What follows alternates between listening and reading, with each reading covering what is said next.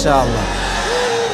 যারা প্রতারক, যারা বিশ্বাসঘাতক, যাদের কথা কাজে মিল নাই, এদের সাথে কোনো সম্পর্কের দরকার নাই। এদের জন্য আল্লাহ একাই যথেষ্ট। ঠিক কিনা বলেন যুবকেরা? আমরা তো বড় মনের মানুষ, আমরা তো ব্রড মাইন্ডেড পার্সোনালিটি বিলং করি। আমরা মাফ করে দিব, বাদ বাকি আল্লাহ ভরসা। ঠিক কিনা যুবকেরা? তাহলে প্রথম মেসেজ আজকের এই মাহফিলে, এই যে আমাদের হৃদয়টা আছে, এই হৃদয়ে কোনো হিংসা বিদ্বেষ থাকবে না, কারোর জন্য কোনো প্রতিশোধ থাকবে না। একটা সুন্দর হাদিস শোনাই।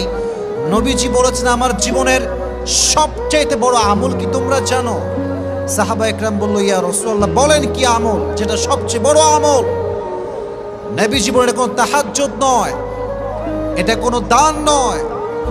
ইন ইসতাতা'তা আন তুসবিহা ওয়া তুমসিয়া ওয়া লাইসা ফি কলবিকা গাশশুন লিআহাদিন ফাফআল যালিক ওয়া যালিকা মিন